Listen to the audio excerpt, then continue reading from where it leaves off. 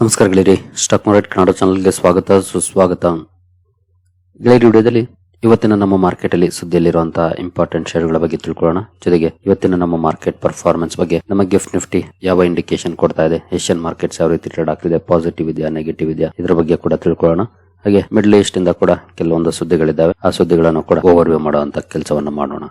ಮೊದಲಿಗೆ ಡಿಸ್ಕ್ಲೇಮರ್ ಕೊಡ್ಲಿಕ್ಕೆ ಇಷ್ಟಪಡ್ತೀನಿ. ಇಲ್ಲಿ ಕವರ್ ಮಾಡ್ತಿರುವಂತ ಯಾವುದೇ ಸ್ಟಾಕ್ ಅನ್ನು ಕೂಡ ರೆಕಮೆಂಡ್ ಮಾಡ್ತಿಲ್ಲ. ನೀವು ಫರ್ದರ್ ಸ್ಟಡಿ ಮೆಡಿಟೇಷನ್ ತಗೊಳ್ಬಹುದು. ಆಸ್ ಎ ಎಜುಕೇಶನಲ್ ಪರ್ಪಸ್ ನಾನು ವಿಡಿಯೋ ಮುಂದೆ ತರ್ತಾ ಇದ್ದೀನಿ. ಹಾಗೆ ಡಿಸ್ಕ್ರಿಪ್ಷನ್ ಅಲ್ಲಿ ಅಕೌಂಟ್ ಓಪನಿಂಗ್ ಲಿಂಕ್ ಇದೆ, ಅಕೌಂಟ್ ಅನ್ನು ಓಪನ್ ಮಾಡ್ಕೊಳ್ಬಹುದು. ಇನ್ವೆಸ್ಟ್ಮೆಂಟ್ ಗೆ ಸಂಬಂಧಪಟ್ಟಂತೆ ನಿಮಗೆ ಏನಾದರೂ ಸಪೋರ್ಟ್ ಬೇಕು ಅಂತಂದ್ರೆ ಈ ನಂಬರ್ಗಳ ಮೂಲಕ ನಮ್ಮ ಟೀಮ್ ನ ಕಾಂಟ್ಯಾಕ್ಟ್ ಮಾಡಬಹುದು.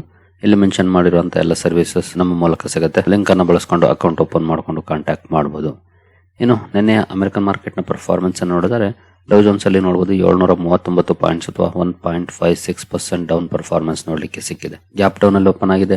ಆ ನಂತರ ಡೌನ್ ಪರ್ಫಾರ್ಮೆನ್ಸ್ ಇನ್ನು ಕಂಟಿನ್ಯೂ ಆಗಿದೆ. ಇಲ್ಲಿ ಸ್ವಲ್ಪ ಬೌನ್ಸ್ ಬ್ಯಾಕ್ ಮಾಡಿದ್ರು ಕೂಡ ಸಸ್ಟೈನ್ ಆಗಲಿಲ್ಲ, ಮತ್ತೆ ಅದು ಡೌನ್ ಆಗಿ ಓವರ್ ಆಲ್ 739 ಪಾಯಿಂಟ್ಸ್ ಡೌನ್ ಅಲ್ಲಿ ಕ್ಲೋಸಿಂಗ್ ಕಂಡು ಬಂದಿದೆ. ನಾಸ್ಡಾಕ್ ಕಡೆ ಬಂದ್ರೆ ಇಲ್ಲೂ ಕೂಡ 404 ಪಾಯಿಂಟ್ಸ್ ಅಥವಾ 1.78% ಡೌನ್ ಫಾಲ್ ಇದೆ. ಇಲ್ಲೂ ಕೂಡ ಸೇಮ್ ಚಾರ್ಟ್ ಪ್ಯಾಟರ್ನ್ ನಮಗೆ ನೋಡ್ಲಿಕ್ಕೆ ಕಾಣ್ತಾ ಇದೆ. ನೋಡಬಹುದು ಗ್ಯಾಪ್ ಡೌನ್ ಅಲ್ಲಿ ಓಪನ್ ಆಗಿದೆ, ನಂತರ ಇಲ್ಲಿ ಸ್ವಲ್ಪ ಬೌನ್ಸ್ ಮಾಡಿದೆ, ಬಟ್ ಸಸ್ಟೈನ್ ಆಗಿಲ್ಲ, ಮತ್ತೆ ಡೌನ್ ಫಾಲ್ ಕಂಡು ಬಂದಿದೆ. ಓವರ್ ಆಲ್ ಎರಡು ಕಡೆ 1.5% ಗಿಂತ ಮೇಲೆ ಡೌನ್ ಪರ್ಫಾರ್ಮೆನ್ಸ್ ನೋಡ್ಲಿಕ್ಕೆ ಸಿಕ್ಕಿದೆ ನಿನ್ನೆ. ಇನ್ನು ನಿನ್ನೆ FIS DIS ಆಕ್ಟಿವಿಟಿ ನೋಡೋದಾದ್ರೆ FIS ನಿನ್ನೆ ಕೂಡ ನೋಡಬಹುದು ದೊಡ್ಡ ಮಟ್ಟದಲ್ಲಿ ಸೆಲ್ಲಿಂಗ್ ಅನ್ನ ಮಾಡಿದ್ದಾರೆ. 7,049 ಕೋಟಿ ನೆಟ್ ಸೆಲ್ಲಿಂಗ್ ಅನ್ನ ಮಾಡಿದ್ದಾರೆ. DIS 7,449 ಕೋಟಿ ನೆಟ್ ಬೈಯಿಂಗ್ ಅನ್ನ ಮಾಡಿದ್ದಾರೆ. FIS ಕಂಟಿನ್ಯೂಸ್ ಆಗಿ ಸೆಲ್ಲಿಂಗ್ ಅನ್ನ ಮಾಡ್ತಾನೆ ಇದ್ದಾರೆ. ಈಗಾಗಲೇ ನೋಡಬಹುದು 46,000 ಕೋಟಿ ಸೆಲ್ ಮಾಡಿದ್ದಾರೆ ಮಾರ್ಚ್ ಅಲ್ಲಿ. ಒಂದು ದಿನ ಕೂಡ ನೆಟ್ ಬಯರ್ಸ್ ಆಗಿಲ್ಲ, ಅದರಲ್ಲೂ ಜಾಸ್ತಿ ಪ್ರಮಾಣದಲ್ಲಿ ಸೆಲ್ಲಿಂಗ್ ಅನ್ನ ಮಾಡ್ತಿದ್ದಾರೆ ನೋಡಬಹುದು FIS. ನೋಡೋಣ ಇವತ್ತು ಯಾವ ರೀತಿ ಇರುತ್ತೆ ಇವರ ಕಡೆಯಿಂದ ಅಂತ. ಇನ್ನು ಮೊದಲಿಗೆ ಕ್ರೂಡ್ ಕಡೆ ಬಂದ್ರೆ ಕ್ರೂಡ್ ಅಲ್ಲಿ ಆಸ್ ಆಫ್ ನೌ ನಿಯರ್ಲಿ $100 ತಲುಪಿದೆ ಕ್ರೂಡ್. ಜೊತೆಗೆ ಇವತ್ತು ಸದ್ಯದ ಮಟ್ಟಿಗೆ 0.6% ಡೌನ್ ಅಲ್ಲಿ ಟ್ರೇಡ್ ಆಗ್ತಿದೆ. ನೋಡೋಣ ಯಾವ ರೀತಿ ಇರುತ್ತೆ ಅಂತ. ನಿನ್ನೆ $90 ಆಸ್ಪಾಸ್ ಅಲ್ಲಿ ಟ್ರೇಡ್ ಆಗ್ತಾ ಇತ್ತು. ಆ ನಂತರ ಒಂದಷ್ಟು ರ್ಯಾಲಿ ಬಂದು ಕ್ಲೋಸಿಂಗ್ ಕಂಡು ಬಂದಿದೆ. ಇವಾಗ ಸದ್ಯದ ಮಟ್ಟಿಗೆ ಸ್ವಲ್ಪ ನೆಗೆಟಿವ್ ಪರ್ಫಾರ್ಮೆನ್ಸ್ ಇದೆ, ಬಟ್ ಹೈಲಿ ವಾಲಟೈಲ್ ಪರ್ಫಾರ್ಮೆನ್ಸ್ ನೋಡ್ಲಿಕ್ಕೆ ಸಿಗ್ತಾ ಇದೆ ಕ್ರೂಡ್ ಅಲ್ಲಿ ಇತ್ತೀಚಿನ ದಿನಗಳಲ್ಲಿ. ಹಾಗಾಗಿ ಮಾರ್ಕೆಟ್ ನ ಮೇಲೆ ಡೈರೆಕ್ಟ್ ಇಂಪ್ಯಾಕ್ಟ್ ಅನ್ನ ಮಾಡ್ತಿದೆ ಕ್ರೂಡ್. ನೋಡೋಣ ಯಾವ ರೀತಿ ಚೇಂಜಸ್ ಆಗುತ್ತೆ ಇವತ್ತು ಅಂತ. ಇನ್ನು ಕೆಲವು ಸುದ್ದಿಗಳಿದ್ದಾವೆ. PM ನರೇಂದ್ರ ಮೋದಿ ಅವರು ಇರಾನ್ ನ ಪ್ರೆಸಿಡೆಂಟ್ ಪೆಜೆಶ್ಕಿಯಾನ್ ಜೊತೆ ಮಾತನಾಡಿದ್ದಾರೆ. ಅಲ್ಲಿ ಹಲವು ವಿಷಯಗಳ ಬಗ್ಗೆ ಮಾತಾಡಿದ್ದೀನಿ ಅಂತ ಅವರು ತಮ್ಮ ಟ್ವೀಟ್ ಅಲ್ಲಿ ತಿಳಿಸಿದ್ದಾರೆ. ಡಿಎಸ್ಕಲೇಷನ್ ಬಗ್ಗೆ, ಸಿವಿಲಿಯನ್ ಲೈಫ್ಸ್ ಲಾಸ್ ಆಗ್ತಿರೋ ಬಗ್ಗೆ, ಹಾಗೆ ಅಕ್ಕಪಕ್ಕದ ದೇಶಗಳ ಮೇಲೆ ಅಟ್ಯಾಕ್ ಮಾಡ್ತಿರೋ ಬಗ್ಗೆ, ಸ್ಟ್ರೈಟ್ ಆಫ್ ಹಾರ್ಮುಜ್ ಬಗ್ಗೆ, ಹೀಗೆ ಸಾಕಷ್ಟು ವಿಚಾರಗಳನ್ನ ಮಾತಾಡಿದ್ದೀನಿ ಅಂತ ಟ್ವಿಟರ್ ಅಲ್ಲಿ ಮಾಹಿತಿಯನ್ನ ಹಂಚಿಕೊಂಡಿದ್ದಾರೆ ನಿನ್ನೆ ರಾತ್ರಿ.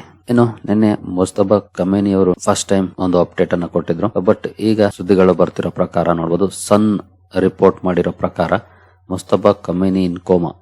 The Sun report claims Iran's new supreme leader lost leg in air strike ಅಲ್ಲಿ ಕಾಲನ್ನ ಕಳ್ಕೊಂಡಿದ್ದಾರೆ, ಜೊತೆಗೆ ಕೋಮಾದಲ್ಲಿದ್ದಾರಾ ಅನ್ನೋ ಪ್ರಶ್ನೆಯನ್ನ ಮಾಡ್ತಿದೆ ಈ ಸನ್ ರಿಪೋರ್ಟ್.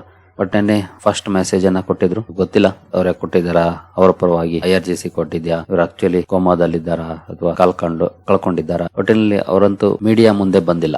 ಜಸ್ಟ್ ಇರಾನ್ ನ ಸ್ಟೇಟ್ ಮೀಡಿಯಾ ಏನಿದೆ ಅದು ಅವರ ಸ್ಟೇಟ್ಮೆಂಟ್ ಅನ್ನು ಹೇಳಿದೆ ಅಷ್ಟೇ. ಹಾಗಾಗಿ ಒಂದಷ್ಟು ಡೌಟ್ ಗಳು ಇದ್ದೇ ಇದೆ, ಏನಾಗಿದ್ದಾರೆ, ಅವರ ಪರಿಸ್ಥಿತಿ ಹೇಗಿದೆ ಅನ್ನೋದ್ರ ಬಗ್ಗೆ. ಏನು ಇರಾನ್ ತನ್ನ ಆಯಿಲ್ ಫೆಸಿಲಿಟೀಸ್ ಹಾಗೂ ಪೋರ್ಟ್ ಗಳ ಮೇಲೆ ಏನಾದ್ರೂ ಅಟ್ಯಾಕ್ ಮಾಡಿದ್ರೆ ನಾವು ಅಕ್ಕಪಕ್ಕದ ಎಲ್ಲ ದೇಶಗಳ ಆಯಿಲ್ ಅಂಡ್ ಗ್ಯಾಸ್ ಸ್ಟೇಷನ್ ಗಳನ್ನ ಬೆಂಕಿಗೆ ಆಹುತಿ ಕೊಡಬೇಕಾಗುತ್ತೆ ಅಂತ ವಾರ್ನ್ ಮಾಡಿದೆ.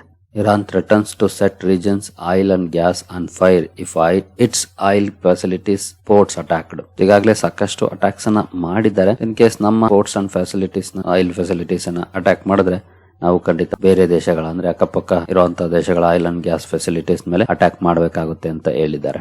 ಈ ರೀತಿ ಆಗೋದ್ರಿಂದ ಖಂಡಿತ ಇನ್ನೂ ಜಾಸ್ತಿನೇ ಕನ್ಸರ್ನ್ ಶುರುವಾಗುತ್ತೆ ಕ್ರೂಡ್ಗೆ ಸಂಬಂಧಪಟ್ಟಂತೆ.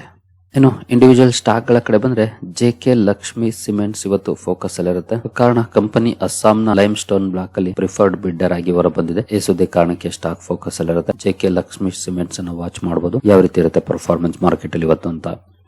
ನಂತರ ಮ್ಯಾಕ್ಸ್ ಫೈನಾನ್ಷಿಯಲ್ ಸರ್ವಿಸಸ್ ಕೂಡ ಸುದ್ದಿಯಲ್ಲಿರುತ್ತೆ. ಕಾರಣ ಕಂಪನಿ QIP ಲಾಂಚ್ ಮಾಡ್ತಾ ಇದೆ. QIP ಮೂಲಕ ಸುಮಾರು 2,000 ಕೋಟಿ ಫಂಡ್ ರೈಸ್ ಮಾಡುವಂತ ನಿರ್ಧಾರವನ್ನು ಮಾಡಿದೆ. QIP ಲಾಂಚ್ ನ ಕಾರಣಕ್ಕೆ ಸ್ಟಾಕ್ ಫೋಕಸ್ ಅಲ್ಲಿರುತ್ತೆ. ವಾಚ್ ಮಾಡಬಹುದು ಯಾವ ರೀತಿ ಇರುತ್ತೆ ಇವತ್ತು ಪರ್ಫಾರ್ಮೆನ್ಸ್ QIP ಸಂದರ್ಭದಲ್ಲಿ ಅಂತ. ಏನೋ ಬಾಲಾಜಿ ಅಮೈನ್ಸ್ ಕೂಡ ಸುದ್ದಿಯಲ್ಲಿರುತ್ತೆ.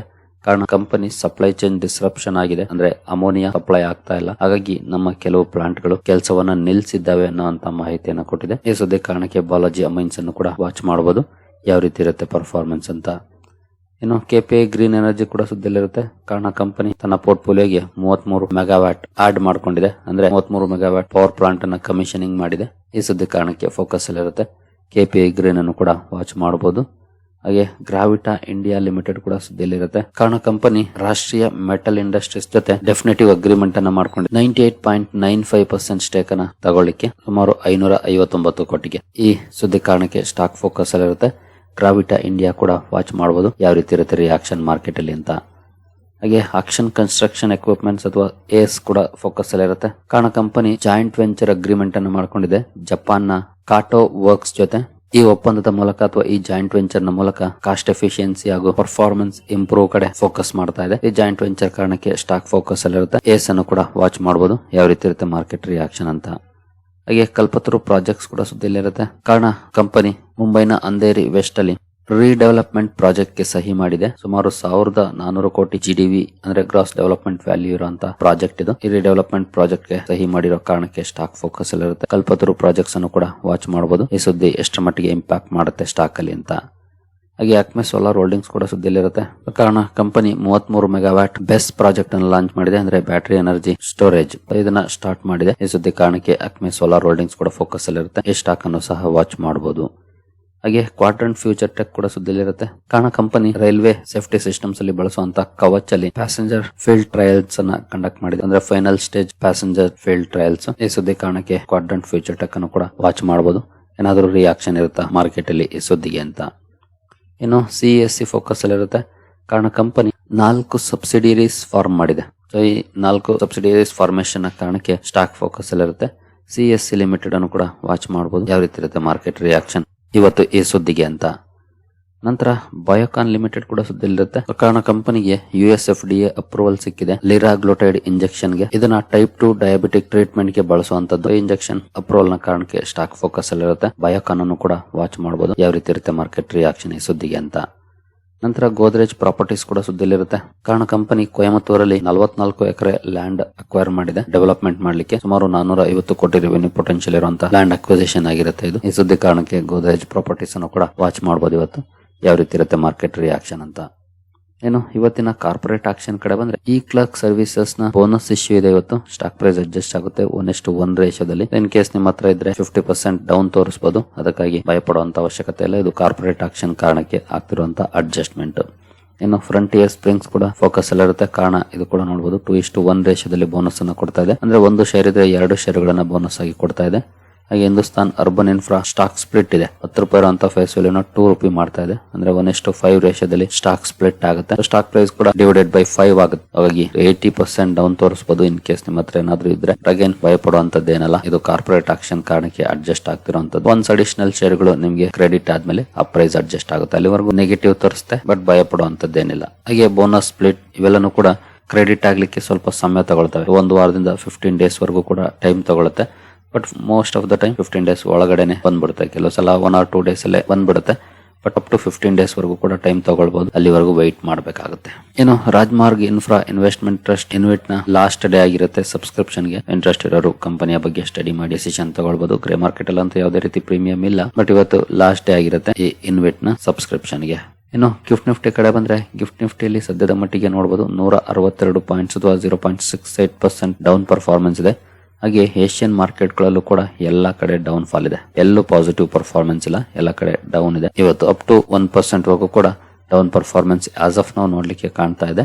ಬಟ್ ಇನ್ನೊಂದು ಪಾಸಿಟಿವ್ ಸುದ್ದಿ ಏನಂತಂದ್ರೆ ಡೌ ಜೋನ್ಸ್ ಫ್ಯೂಚರ್ಸ್ ಅಲ್ಲಿ ಪಾಸಿಟಿವ್ ಪರ್ಫಾರ್ಮೆನ್ಸ್ ಬರ್ತಾ ಇದೆ. 217 ಪಾಯಿಂಟ್ಸ್ ಅಥವಾ ನಿಯರ್ಲಿ 0.5% ಪಾಸಿಟಿವ್ ಅಲ್ಲಿ ಪರ್ಫಾರ್ಮೆನ್ಸ್ ನೋಡ್ಲಿಕ್ಕೆ ಸಿಗ್ತಾ ಇದೆ. ಇದನ್ನು ನೋಡಿದ್ರೆ ಸ್ವಲ್ಪ ಸೆಕೆಂಡ್ ಹಾಫ್ ಅಲ್ಲಿ ಒಳ್ಳೆ ರಿಕವರಿ ಕಂಡು ಬಂದ್ರು ಆಶ್ಚರ್ಯ ಪಡುವಂತದ್ದೇನಿರೋದಿಲ್ಲ. ಬಟ್ ನಮ್ಮ ಮಾರ್ಕೆಟ್ ಅಲ್ಲಿ ಹೆಂಗಾಗ್ತಿದೆ ಅಂದ್ರೆ ಗ್ಯಾಪ್ ಡೌನ್ ಅಲ್ಲಿ ಓಪನ್ ಆಗುತ್ತೆ, ಒಳ್ಳೆ ರಿಕವರ್ ಆಗುತ್ತೆ, ಕೊನೆ ಮೂಮೆಂಟ್ ಅಲ್ಲಿ ಬಿದ್ದೋಗುತ್ತೆ. ಈ ರೀತಿನೇ ನೋಡ್ಲಿಕ್ಕೆ ಸಿಗ್ತಾ ಇದೆ ಇತ್ತೀಚಿನ ದಿನಗಳಲ್ಲಿ ಪರ್ಫಾರ್ಮೆನ್ಸ್. ಬಟ್ ನೋಡೋಣ ಡೌ ಜೋನ್ಸ್ ಫ್ಯೂಚರ್ಸ್ ಪರ್ಫಾರ್ಮೆನ್ಸ್ ಅನ್ನು ನೋಡಿದ್ರೆ ಒಂದಷ್ಟು ರಿಕವರಿ ಆಗ್ಬೋದು ಸೆಕೆಂಡ್ ಹಾಫ್ ಅಲ್ಲಿ ಅನ್ನೋ ಲಕ್ಷಣ ಇದೆ.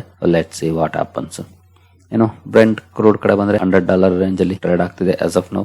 ಗೋಲ್ಡ್ ಅಲ್ಲೂ ಕೂಡ ನಿಯರ್ಲಿ 1% ಪಾಸಿಟಿವ್ ಪರ್ಫಾರ್ಮೆನ್ಸ್ ಇದೆ. ಅವಾಗಲೇ ನಾವು ಕ್ರೂಡ್ ನೋಡಿದಾಗ ನೆಗೆಟಿವ್ ಇತ್ತು, ಈಗ ನೋಡಬಹುದು ಪಾಸಿಟಿವ್ ಆಗ್ಬಿಟ್ಟಿದೆ. ಇನ್ನು ಡಾಲರ್ ಇಂಡೆಕ್ಸ್ ಕಡೆ ಬಂದ್ರೆ 99.69 ಅಲ್ಲಿ ಇದೆ. ನಿನ್ನೆ ಸ್ವಲ್ಪ ವೀಕ್ ಆಗಿದೆ 0.03%.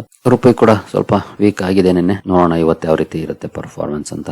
ಸರಿ ಗೆಳೆಯರೆ, ನಿಮ್ಗೆ ಏನಾದ್ರು ಸ್ಟಾಕ್ ಮಾರ್ಕೆಟ್ ಬಗ್ಗೆ ಕಲಿಯುವಂತ ಆಸಕ್ತಿ ಇದ್ರೆ ನಮ್ಮ ತರಬೇತಿ ಕಾರ್ಯಕ್ರಮ ಇದೆ, ಇಂಟ್ರೆಸ್ಟ್ ಇರೋರು ಸೇರ್ಕೊಳ್ಬಹುದು. ಇದು ಪ್ಯೂರ್ಲಿ ಎಜುಕೇಶನಲ್ ಪ್ರೋಗ್ರಾಮ್ ಆಗಿರುತ್ತೆ. ಇಲ್ಲಿ ಸ್ಟಾಕ್ ರೆಕಮೆಂಡೇಶನ್ ಇರೋದಿಲ್ಲ. ಆದ್ರೆ ಕಂಪನಿಗಳನ್ನ ಹೇಗೆ ಸ್ಟಡಿ ಮಾಡಬೇಕು, ಏನೆಲ್ಲ ಸ್ಟಡಿ ಮಾಡಬೇಕು, ಈ ವಿಷಯಗಳನ್ನ ಒಳಗೊಂಡಿರುತ್ತೆ. ಟೆಕ್ನಿಕಲ್ಸ್ ಫಂಡಮೆಂಟಲ್ಸ್ ಎಲ್ಲಾನು ಕೂಡ ಇನ್ಕ್ಲೂಡ್ ಆಗಿರುತ್ತೆ. ಇಂಟ್ರೆಸ್ಟ್ ಇರೋರು ಇಮೇಲ್ ಮೂಲಕ ಸಂಪರ್ಕ ಮಾಡಬಹುದು. ಸರಿ ಗೆಳೆಯರೆ, ಈ ಎಲ್ಲ ಅಪ್ಡೇಟ್ಸ್ ನಿಮಗೆ ಇಷ್ಟ ಆಗಿದೆ ಅಂದ್ಕೊಳ್ತೀನಿ. ಹಾಗೆ ಡಿಸ್ಕ್ರಿಪ್ಷನ್ ಅಲ್ಲಿ ಅಕೌಂಟ್ ಓಪನಿಂಗ್ ಲಿಂಕ್ ಇದೆ, ಅಕೌಂಟ್ ಅನ್ನು ಓಪನ್ ಮಾಡ್ಕೊಳ್ಬಹುದು. ಮುಂದಿನ ವಿಡಿಯೋದಲ್ಲಿ ಸಿಗೋಣ. ಅಲ್ಲಿವರೆಗೂ ಜೈ ಹಿಂದ್, ಜೈ ಕರ್ನಾಟಕ.